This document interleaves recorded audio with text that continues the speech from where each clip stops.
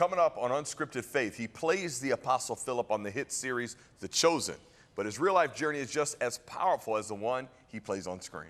From war-torn Iran to London stages and Hollywood sets, Reza Diako has lived through cultures, crises, and callings. But what happens when an actor's heart burns not just for the spotlight, but for souls? Don't miss this deeply moving conversation. Faith, fame, and the fight for healing all collide as Reza Diako joins us right now on Unscripted Faith. Here we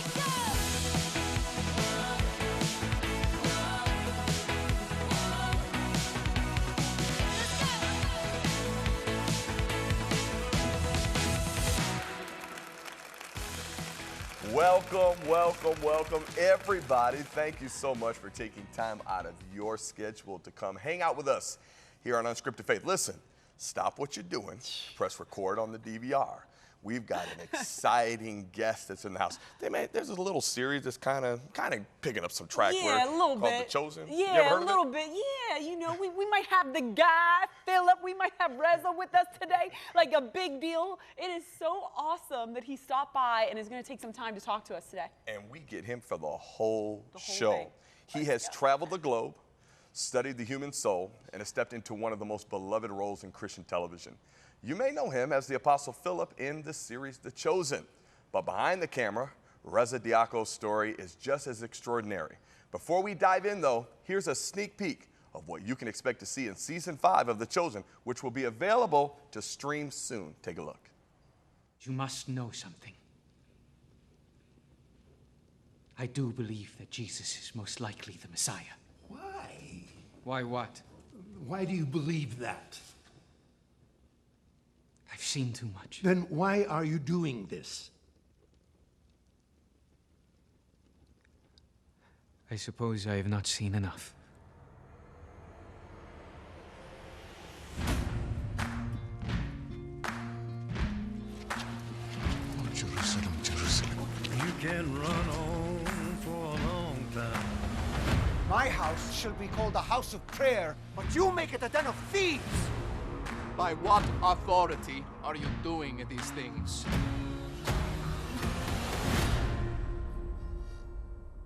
My own! Sooner or later, gotta cut you down. We have a problem. Jesus operates entirely outside our jurisdiction. Woe to you, scribes and Pharisees! Stop this at once! The world is changing, and Jesus offers a vision to redeem it. He's not the Messiah! Tell them that God's gonna cut you down. Declaring yourself a sovereign, Rome will descend on us all! Sooner or later, gotta cut you down. The Pharisees are plotting to arrest Jesus of Nazareth. Sooner or later, gotta cut you down. I want peace, just like you. If you go through with this, our alliance is over. Sooner or later, gotta cut you down. There is talk of a collaborator from within of his own followers. Go and tell that midnight rider. City's on edge. If you succeed, I'll be the one left to pick up the pieces. Go tell that long-tongued liar. I ask that you keep your distance from me in Jerusalem these next few days. Why? Sooner or later, gotta cut you down.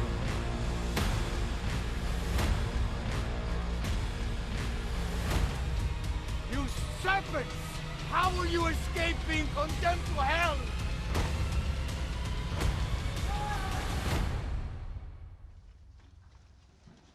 What have you done? Sooner or later, gotta cut you down.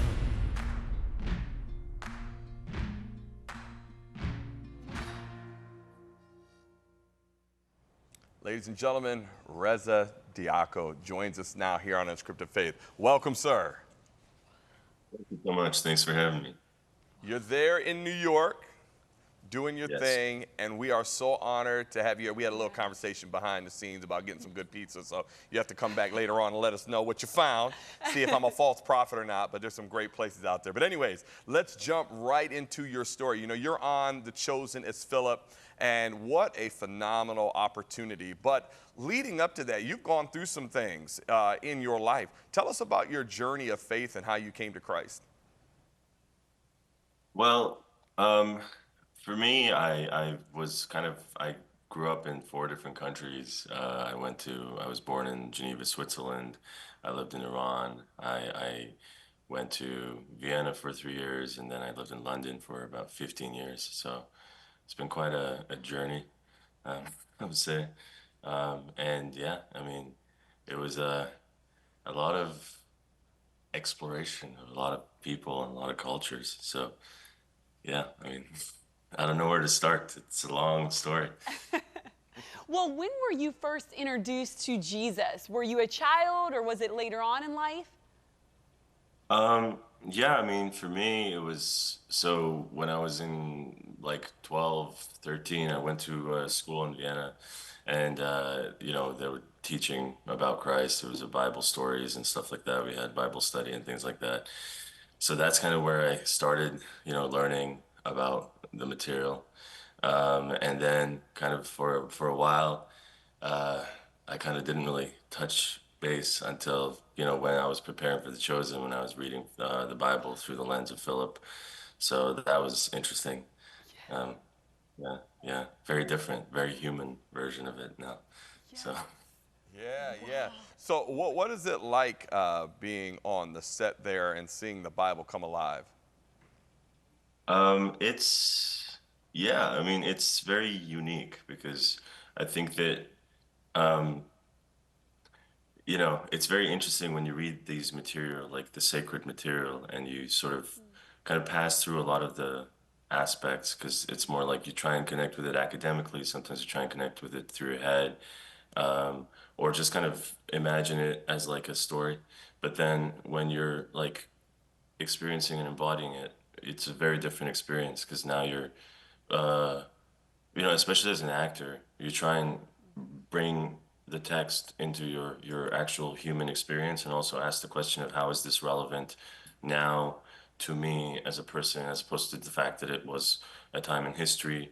So suddenly it's a lot more, it feels more alive and relevant, I guess, in a sense, and also very sort of personal. I don't know if that makes sense, but yeah.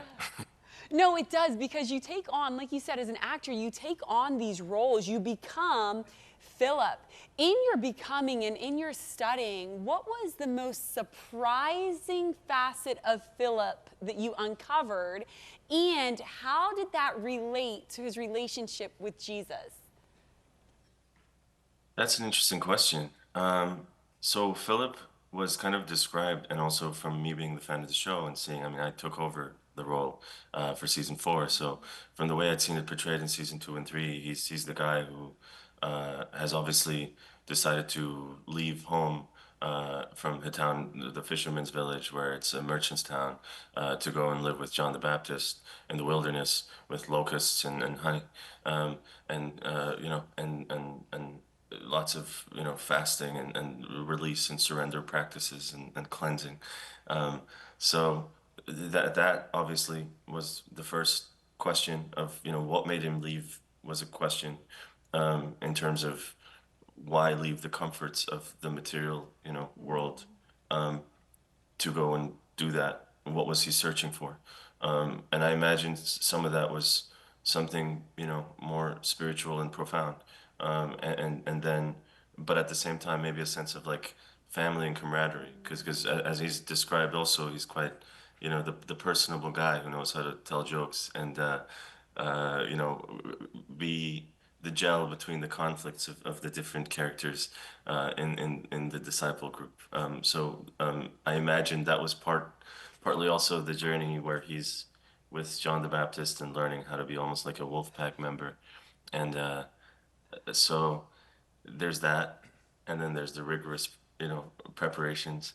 I think what's interesting also is he's one of the only disciples who didn't really require a convincing kind of miracle to go after Jesus. He kind of, I mean, he witnessed the baptism and the opening of the skies. And so, I mean, I always try and, downloading that onto the system is quite an interesting experience to be like, uh, the profundity of that particular moment. And so, then we see him coming in the show saying, I will, and I have the two words, and he's like, follow me. Jesus says, follow me, says, I will. He's kind of sought him out. And that also is another question, though, is like, when he's found the comfort of a family and a good mentor and a rabbi and John the Baptist, you know, what makes him leave again to come and find Jesus? And that means, again, it's like how steadfast, convinced, and clear his moment of witnessing the baptism must have been to him. And I suppose when he comes, I mean, through those early conversations you see in season 2 with Jesus, he's, talking about, I've got more experience in certain aspects because of the work of John. He doesn't seem to have as much sort of human ego struggles that maybe some of the other disciples have, or this kind of, machismo rigor of being necessarily a fighter. He's sort of a calm, wise sage, as Dallas sometimes says, and it's yeah. I mean, for me, I see him a little bit like a mini shepherd, trying to make sure that he brings everyone together in peace, to wherever Jesus wants to lead them, um, you know, and uses his, human skills to make sure that that happens the best way possible. Now, Reza, I'm not an actor, but I'm a preacher, and I get into the Word and all those things. So some of my greatest messages is when I can see myself authentically in the text. I heard that a lot of times when people are acting, they will be able to see themselves in their character. How have you related to Philip in The Chosen, in whether it's your conversion, your walk with Christ, whatever it is? How would you look at him and be able to mirror yourself? That's a very good question, and I think there's multiple things. So I think, first of all, he's a little bit of a nomad and he learns to live in discomfort. I think me having had to go to 10 schools in 4 different countries and sort of adapt, and, I'm just now settling in New York for the first time probably in my life, settling somewhere. But like, and I don't know how long that'll be, but like, there's a sense of like, I have 2 suitcases and I can run. And there's the same thing with Philip, where he's kind of always been on a search for something that is meaningful and deeper and more profound. And he's ready to let go of whatever comfortable aspects he has, even if it's tender, even if it's very heartfelt, to be able to move to the next level of his spiritual development. So in that sense, I really connect with him, that sort of easygoing, minimalist approach to moving. But at the same time, being quite, like, once you do that a few times, you get good at building relationships with people, but on the basis of like vulnerable values, I suppose. So like, we think about the moments where, he opens up to Matthew about his own father issues with Matthew and being outside the circle and learning how to tell jokes to be able to fit in and so on and so forth. I love those tender moments of season 2 because it really that connects with me. The fact that I've kind of learned to go to new spaces and connect to people, and also not necessarily do it out of like the ego of trying to be with the popular guy. Simon's a popular guy, but he's like the advocate for Matthew, and he doesn't care if that seems weird or there's tension. He just goes for the authentic person who he feels he can connect with and maybe touch in a way. So I like that. And then what else? He's a little bit of a, what else is there? Let me see. I mean, he has a father journey, I think, in terms of like looking for a father figure. And in that sense, I've quite, felt that in my life. Because, I didn't have a very present father figure. So I was kind of looking at learning the sort of masculine journey on my own a lot. And I feel like he's doing that a little bit because he's jumping from like John the Baptist to then Jesus, and then Jesus passes away in the physical form, and then in the Bible he asks, well, where's the Father? Which is a very important moment for me, and then the Last Supper actually this season. And then after that he almost ventures off to kind of take ownership of his own masculinity and become sort of one of the first pastors, let's say, when he goes out and into the world in the book of Acts. So I suppose there's that. and then experiencing death of an important mentor. I had that too, which we don't really have to get into, but I used that as well. So. Well, no, that's all good. As a matter of fact, we've got more with you in just a minute. We're going to let you take a quick sip of water there, and we're going to go to a quick break, and we're going to have more with Reza when we come back right after this. None of us knows how long we have on this earth. What if we intentionally view each today as a gift from God? What if we considered today as a verb, an action that we can use right now? In my book, Today is a Verb, Open the Gift of Now in Every Ordinary Moment, I encourage my readers to grab hold of God's endless gift of time and make the most of every moment. We can choose each day to pray, to serve, to hope, to overcome. The possibilities are endless. Today is a Verb can be read as a 30-day devotional or as a way to revolutionize your life. Request your copy when you give this month to Cornerstone Television by calling 888-665-4483 or donate online at ctvn.org/donate. Welcome back to Unscripted Faith. We are sitting down with Reza Diako. And Reza, you are now Philip in The Chosen. And goodness, we love this series and we love what you are accomplishing there. Right before the break, you shared that one of the things that you kind of shared with your character was a loss of a mentor. Share with us a little bit about that. Well, thanks. I mean, you know, I don't want to get too much into it, but yeah, I had a very important sort of mentor slash like therapist slash spiritual figure in my life, and during COVID they passed away, and you know, what was interesting is it's kind of like when, you know, Philip is longing for that belonging with John the Baptist. It was kind of similar for me because I was like, oh, when you feel a little bit like you're outside the circle, you know, building those long-term relationships with people who really get you means a lot. And so the passing also hurts a lot. Yeah. But then what you do after the passing also means a lot. So. Wow. No, I think that's really important. And one of the things I think about is how John the Baptist says, you know, he tells Philip, hey, listen, like, go tell Jesus, like, where are you? Am I supposed to expect another? You know, and Jesus' response seems almost like apathetic, like the blind or, you know, see, the sick are healed. In your own loss of that mentor, did you find yourself asking kind of like, God, where are you? Or in other painful moments of your life? Absolutely. That moment also coincided very strongly with my lessons around surrendering. I was on a very different path of studying psychology, and I was in the middle of med school. I was 2 years into it.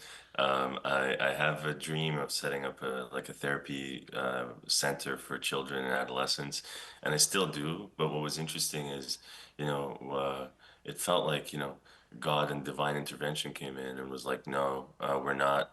You know, this is not the path, because I suddenly got like fatigued and ill, and you know, and then I had to, you know, pause, and then I essentially, without even having any plans, I thought, okay, what makes me feel, you know, like I can feel better, and I realized I was doing acting, and acting felt very meaningful, and also through reflection, I realized I felt ashamed to say that I want to be an artist, and slowly this path opened miraculously very quickly in the last 5 years, where it made no sense, and it was a lot of surrendering and very much like unknowns and more unknowns, and just saying, hey, like, you know, your will be done, as they say.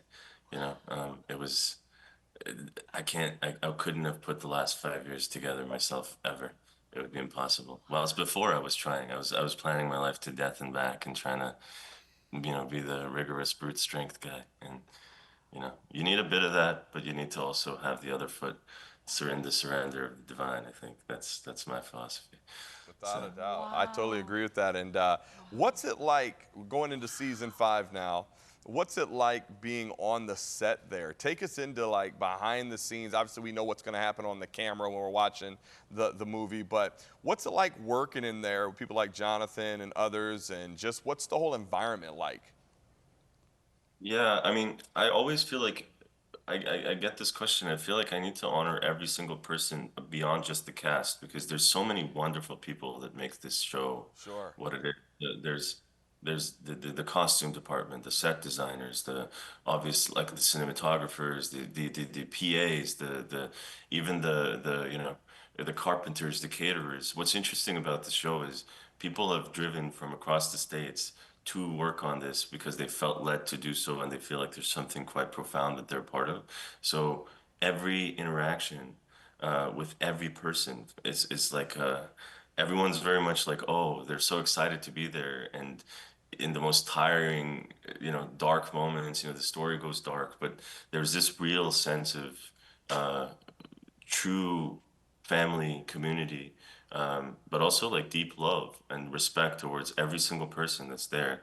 That I've never experienced that before, and I think, yeah, every time I get the chance, I just want to say lots of love and gratitude towards every single person that's been a part of it, because it it makes the difference, the little details. And then of course the cast are phenomenal, and I never had brothers, so now I have, you know, 11 others, and you know, Jonathan, um, and amazing, you know, cousins and siblings and sisters as well. So yeah, it's amazing, and lots of fun, and also, you know, beautiful, tender connections.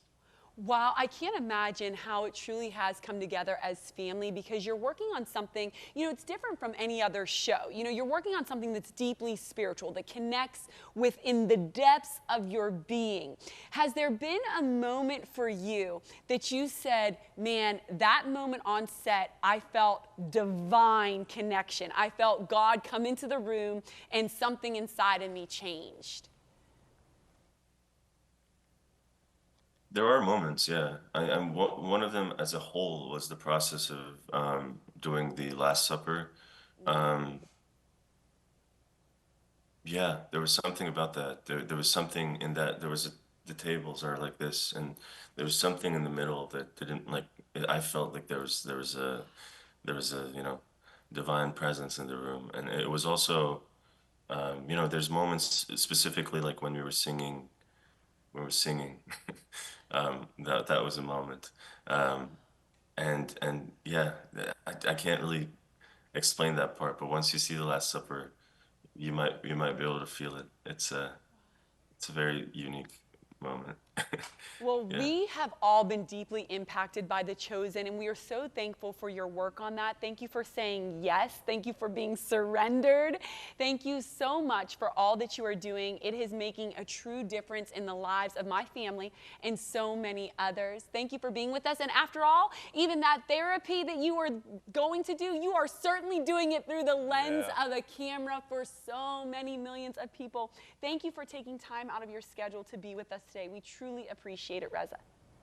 Absolutely. Thank you so much for having me. Thanks you. for Bless you. Bless you. You can see Reza as the Apostle Philip in season 5 of The Chosen, which begins streaming June 15th on Amazon Prime Video. Don't miss it, okay? It's now time for us to check out Tom as he takes us through a new spirit walk, and we continue to explore the book of Acts.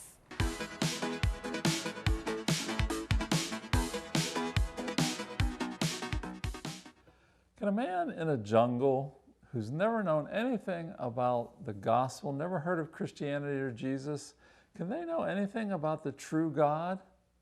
Let's find out. Paul and Barnabas, we left them last time ministering, and they're still ministering. They're at a town called Lystra. And at Lystra, they have tremendous things going on. People are getting saved. People are getting healed. Miracles are happening.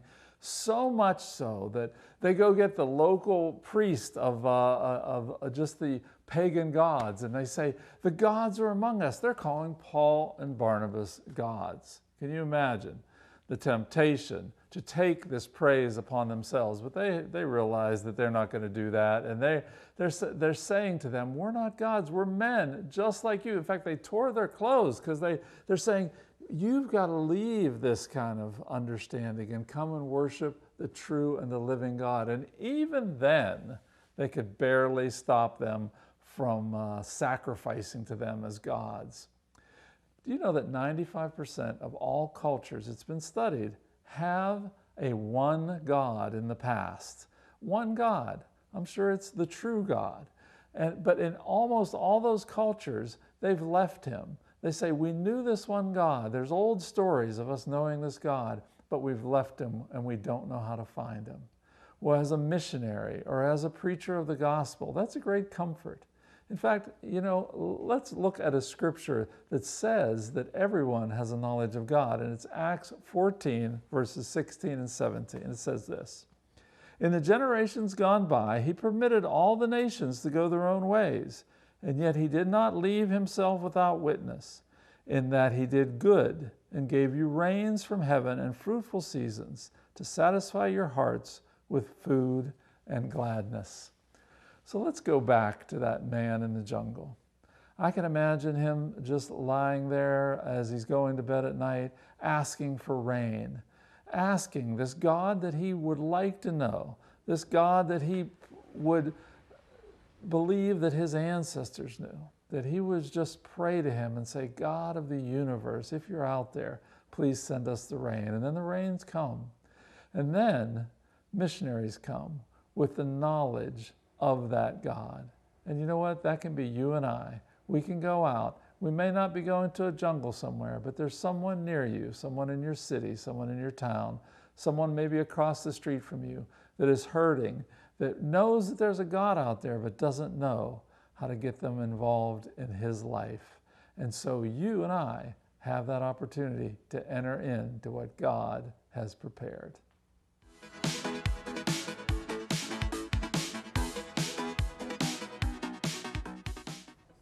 We've had a time here on Unscripted Faith talking to the one and only Reza Diako, who played Philip in the Chosen series. And, you think about what Tom just mentioned about how God allows you to walk into what he's prepared for you. Yes. He said about 5 years prior to that, he had no idea that all those things were going to open up. Imagine just being kind of just trucking along and then find yourself on one of the hottest shows in the world today. Literally, and how it interrupted his entire journey and reintroduces him to Jesus, really. Yeah. I mean, it is powerful. He was on a path of maybe doing therapy for children and being a doctor, and now he's an actor healing our hearts. And think about the influence that you would have with the kids, Kids will be able to look and say, wow, you know how it is, God gives you a platform so then you can help somebody else get to where they need to be. And so God's given him this phenomenal platform.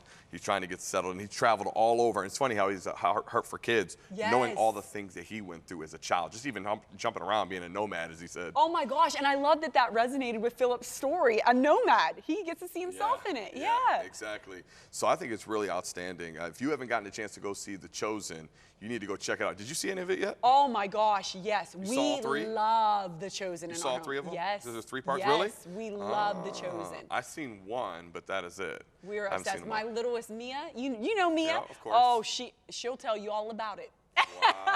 Wow. So ladies and gentlemen, get a chance to go. Well, if you haven't gone and seen it, you can't, but you can go to Prime now on June 15th and check it out and be able to stream it and enjoy it. And you know what? No matter where your journey's taking you right now, God has a plan. Just like he did for Reza, God wants to do the same thing for you. And who knows where you might be. Each day, God orders your steps and you'll end up in your destiny. Cornerstone Television wishes to thank all our faithful viewers whose consistent prayers and financial support have made this program possible.